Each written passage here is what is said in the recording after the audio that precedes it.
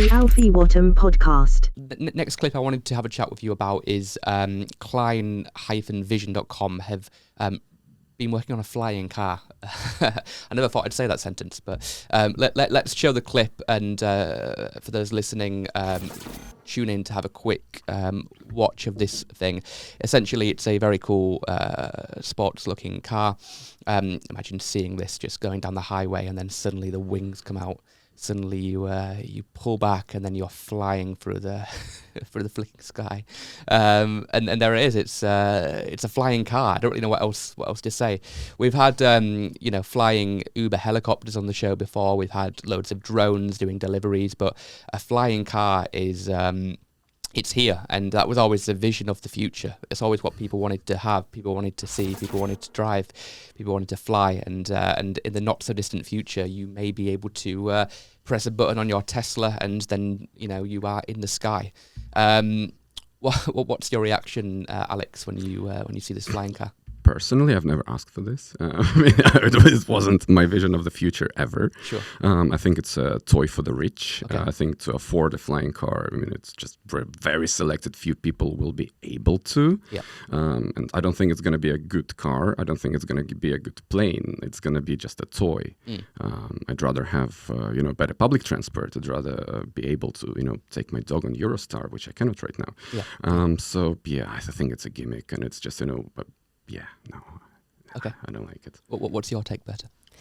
I would love to. I wouldn't like to drive it. I'm such a bad driver as it is. Yeah. But yeah, I would love to just get into it, take and travel. I think the market is predicted to grow quite rapidly at around 26 per year or something like this. So, watch this space. Okay. What's your take, Damien? I hate flying, first of all. So, flying in a flying car, wow. No, I think to be honest, it's probably, as you said, something for the rich, but just like cars, it was something for the rich first, but eventually probably not in my lifetime. I don't know, but it's gonna be commonplace, I guess, in a few years that people are going to be using flying cars, possibly. I think there are things like, I guess, to look out for is maybe impact on the environment. That might be something that we have to look into, what the impact is going to be. Security, I think we spoke about that in the past. How secure it is. I mean, how do you navigate traffic in the air? I guess air traffic control in regular airplanes is crazy. Much less traffic in the air. So I don't know. We might need a self-flying aspect. No more self-driving, but self-flying, so they're not bumping into each other. But we'll have to. You'll have to because right now to fly you need a license. Yeah.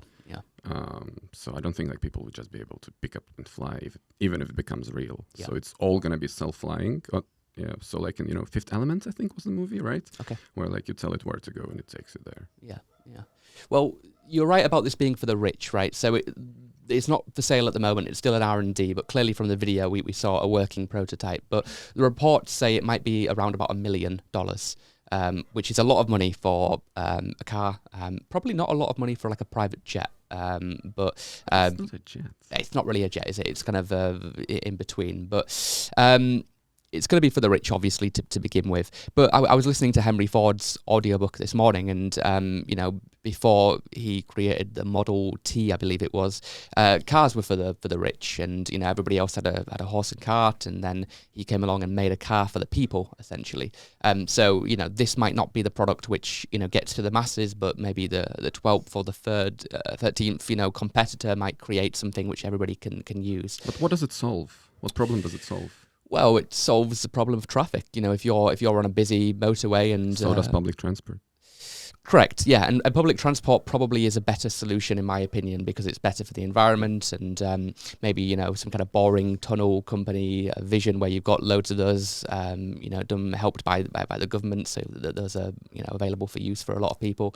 That sort of thing might be, you know, a better solution. But this is interesting, not to say the less, but it poses a question. Do you think this will remain a toy for rich people, or do you think we'll see mass adoption on this? If I had to get your predictions, Berta, what do you think? I think it would be mass adoption. I think it could be part of the public transport as well, flying buses at some point. Yeah, I think it's going to shoot up. Maybe not within the next 20 years, but okay, so long term, you yes. see this being a mass Yeah. adoption thing. Okay, what do you think, Damien? Yeah, no, I think the same. It's going to be a mass adoption. Okay. You know, people it's as you said, you know, few years, maybe even 10 years. I don't know. Yeah. But it's probably going to be, as I said, automated. It's going to be, you know, or you might, you know, well, people might have the chance to fly them themselves because they're enthusiasts. But yeah, it's going to be. I think it's going to take off. What do you think? Is this a toy? Is it a gimmick? Or do you see this being an everyday thing, Alex? It's a toy. I mean, It's a toy. personally, I think it's going to be a toy for rich people. And yet again, the question, like, what problem it solves? So if VR picks up, for example, like previous topic, Yes. more people will stay home. Like right now, the problem of traffic is more people commute, people go places, you know, like if more people stay at home and do stuff at home, I mean, they don't need to commute as much. So, I mean, the roads become clearer. So that might not be a problem anymore, and better public transport will solve that problem. And in general, you know, like self-driving cars will also solve a problem. If like Uber, you can press a button and the car just appears. You don't need to drive it. You get in, it takes you places. It doesn't need to fly. It's much cheaper not to fly. It's really expensive to bring something to the air, like the fuel consumption. Like it's expensive. I mean, of course they make better and better ones, but it's much cheaper to stay on the ground. That's why we're not in space yet. Sure. So yeah, I don't know. I see maybe like a few years from, well, 10, 20 years from now, but why? taking off, you know, jump in the Just car and going to because we France, can- going to, or you can get on a train and go to France. I mean, Eurostar is there. I know. Well, I that's mean, we're true. maybe going to get another tunnel to France. We need another tunnel to France because right now, like, it's a monopoly. It's quite sad. You can't bring your dog though in the. No, you Eurostar. cannot. Yeah, No. that's ridiculous. Yeah. You know, like I have to take a ferry when I go mainland. But you can in the flying car. Well, yeah, but flying car is like for me personally. I prefer public transport. I like Yeah. trains. I like being, you know, with more people in one vessel. Yeah. It's cool. I mean, and this is like still a very individual thing where like it's you and maybe two more people, and if you put more people in it, it's a plane. Yeah. Yeah, well, you said flying buses, you know, so maybe, Berta, you're onto something there. Maybe that's a hybrid, you know, in between. You know, you have the public transport of the bus, but then it also can fly as well. I mean, who knows? Yeah. Buses that you can take the dogs on as well. And You I mean, can. I think it's also about speed. Yeah. You know, you can live by the seaside in France and commute to London to do the work. Or you can just do it remotely using your You VR could do headset. it remotely, Yeah. of course. That's the Yeah. thing, you know. I mean, but I did the podcast for, you know, 70 episodes on webcam, and it's not the same as doing it in person. So, I mean, remote is great, but it's not always the answer, is it? You Sure. know?